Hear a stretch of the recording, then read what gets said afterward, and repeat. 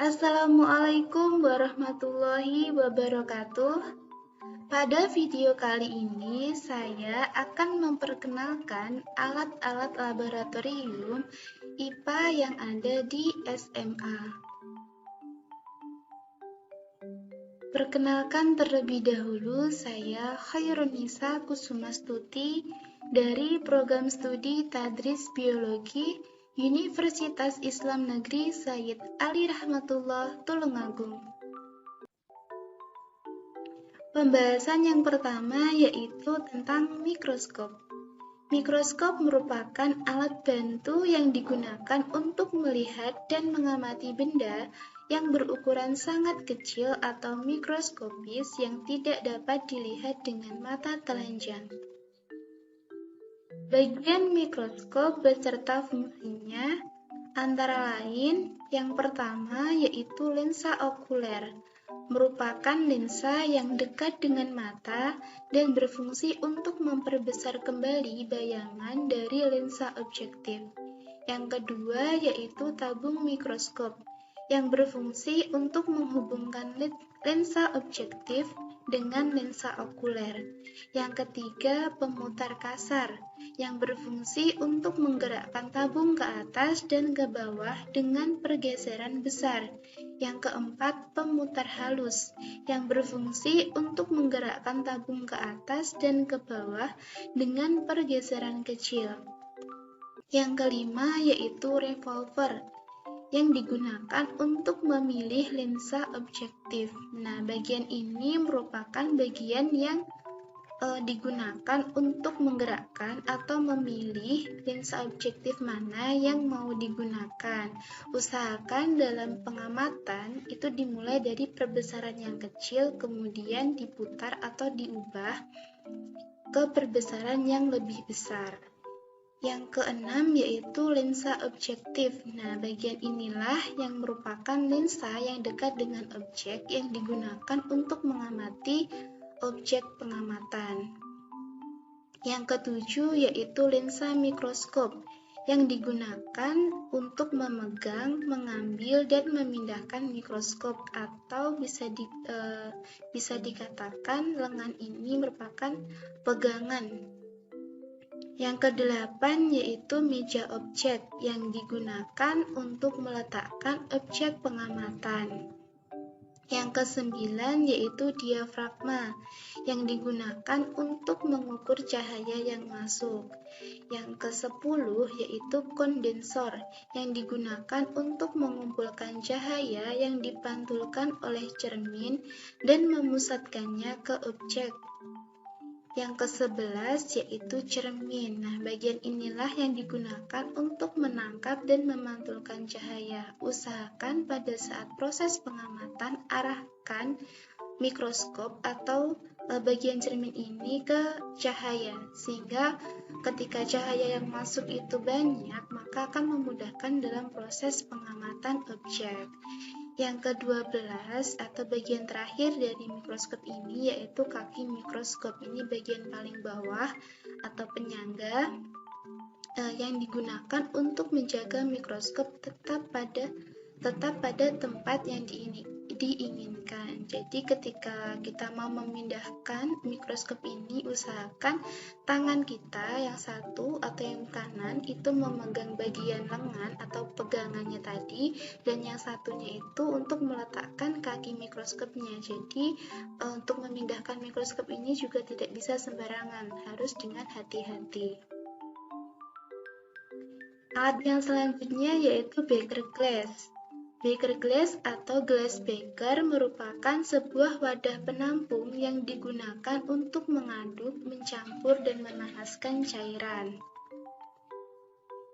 Selanjutnya yaitu Erlenmeyer atau labu Erlenmeyer, merupakan salah satu alat gelas laboratorium yang sering dikaitkan dengan proses titrasi. Nah, berbeda dengan beaker glass tadi, ciri dari alat ini adalah berbentuk kerucut dengan leher silinder yang sempit dan dasar yang datar. Fungsi dari alat ini yaitu untuk menampung titrat pada saat proses titrasi, wadah untuk memanaskan larutan kimia, dan bisa digunakan juga sebagai wadah untuk mereaksikan berbagai zat kimia yang bersifat cair. Selanjutnya yaitu gelas ukur, merupakan gelas berskala yang digunakan untuk mengukur volume larutan atau zat cair dengan tepat. Alat ini memiliki bentuk silinder dan setiap garis penanda pada gelas ukur mewakili jumlah cairan yang telah terukur. Nah, gelas ukur ini tersedia dalam berbagai ukuran, tergantung ukuran mana yang mau kita gunakan, disesuaikan dengan kebutuhan. Selanjutnya yaitu tabung reaksi, yang berfungsi untuk tempat mereaksikan dua larutan atau lebih bahan kimia, serta sebagai tempat mengembangbiakan mikroba dalam media cair. Selanjutnya yaitu rak tabung reaksi. Rak tabung reaksi ini merupakan peralatan laboratorium yang terbuat dari kayu. Fungsinya untuk meletakkan beberapa tabung reaksi. Jadi supaya rak tabung reaksinya itu tetap aman.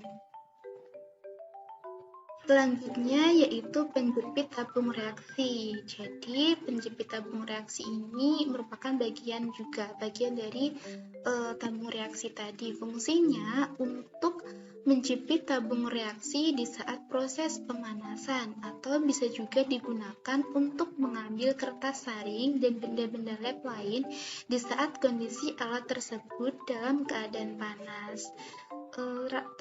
Penjepit tabung reaksi ini selain terbuat dari kayu, juga ada yang terbuat dari besi. Selanjutnya yaitu sikat tabung reaksi.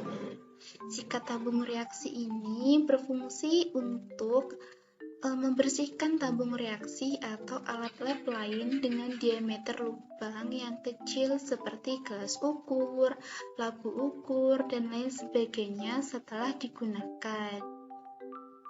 Selanjutnya yaitu mortar dan pestle.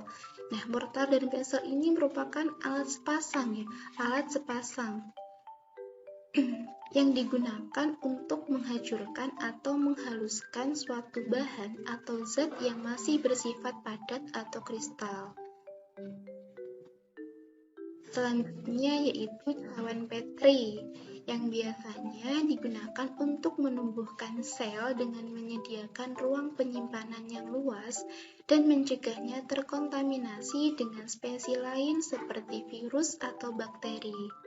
Nah, cawan Petri ini selalu berpasangan, yang ukurannya agak kecil sebagai wadah, sedangkan yang lebih besar merupakan tutupnya. Selanjutnya yaitu object glass atau gelas objek, atau bisa disebut juga dengan kaca benda, yang digunakan sebagai wadah untuk meletakkan objek yang akan dilihat atau diamati dengan menggunakan mikroskop. Selanjutnya yaitu cover glass atau kaca penutup, yang digunakan untuk menutup objek yang telah diletakkan di atas objek glass atau kaca benda tadi, sehingga usahakan ketika proses pengamatan itu kita pelan-pelan dalam menutup atau meletakkan cover glass ini. Jadi usahakan supaya tidak ada gelembung, sehingga objek atau benda yang mau kita amati itu bisa terlihat dengan jelas. Selanjutnya yaitu gelas arloji. Gelas arloji atau kaca arloji memiliki bentuk bundar, tipis, dan cekung yang menyerupai piring kecil.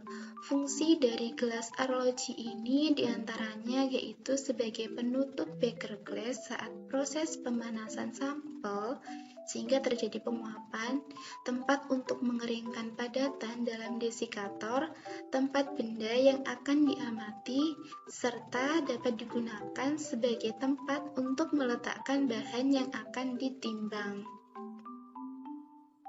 Selanjutnya yaitu pipet tetes. Nah, fungsi dari pipet tetes ini yaitu sebagai saluran tunggal yang biasa digunakan di laboratorium biologi atau laboratorium kimia untuk memindahkan cairan dengan volume kecil, serta bisa digunakan juga untuk memindahkan cairan dari wadah aslinya ke wadah lain dalam jarak tertentu.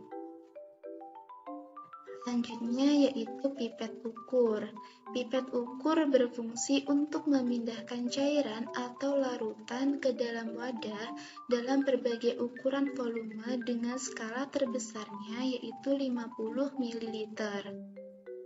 Selanjutnya adalah bola hisap. Bagian ini terdiri dari 5 bagian. Yang pertama atau bagian A merupakan bagian untuk membuka katup penutup bagian atas. Bagian ini digunakan ketika kita akan mengempiskan volume bola, di mana kita harus menekannya saat akan membuka bola karet dan kemudian melepaskannya untuk menutup kembali bola sehingga terdapat tekanan di dalamnya. Yang kedua, bagian B merupakan bola karet yang menjadi bagian yang menyebabkan tekanan dalam karet penghisap ini.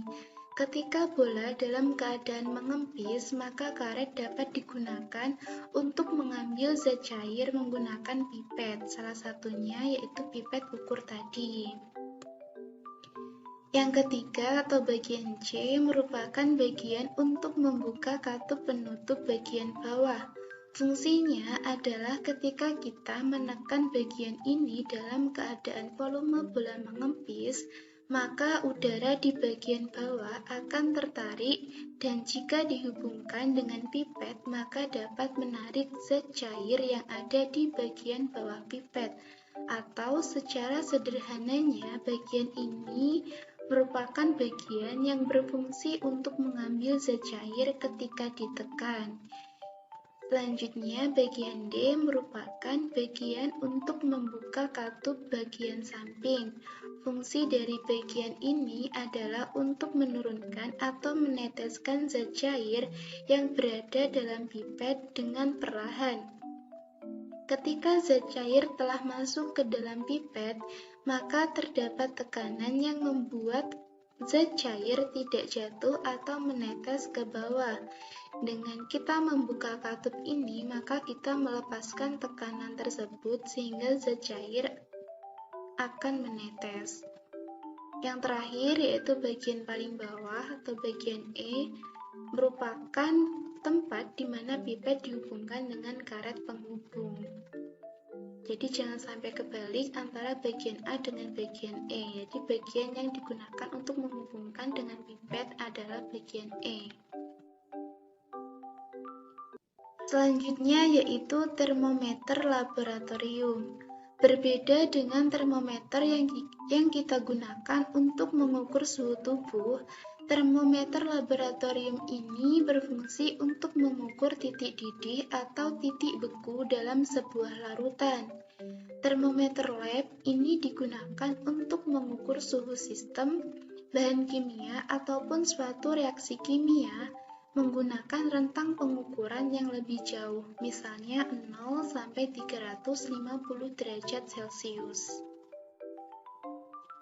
Selanjutnya yaitu neraca digital. Fungsinya sama dengan neraca pada umumnya. Pada neraca digital ini juga digunakan untuk mengukur satuan massa suatu benda dengan teknik digital, akan tetapi neraca ini tingkat ketelitiannya itu cukup tinggi dibandingkan dengan neraca manual. Selanjutnya yaitu kaki 3. Kaki 3 dalam alat laboratorium merupakan alat besi yang mempunyai tiga kaki. Kaki 3 ini berfungsi sebagai penahan kawat kasa atau penyangga ketika proses pemanasan. Selanjutnya yaitu kawat kasa. Fungsi dari kawat kasa ini adalah sebagai tempat untuk meletakkan atau menahan gelas beker atau labu ketika proses pemanasan menggunakan pemanas Bunsen atau pemanas spiritus. Jadi bisa dikatakan kawat kasa ini sebagai pembatas supaya api tidak langsung mengenai gelas beker atau labu yang terbuat dari kaca, karena akan terjadi pemuaian atau alat kaca tersebut dapat pecah. Jadi sebagai penghantar panasnya itu menggunakan kawat kasa ini. Selanjutnya yaitu pembakar spiritus atau pembakar Bunsen, digunakan untuk membakar zat atau memanaskan larutan. Nah, kurang lebih itu tadi beberapa alat laboratorium IPA yang digunakan pada jenjang studi SMA. Nah, semoga video tadi bermanfaat dan terima kasih. Wassalamualaikum warahmatullahi wabarakatuh.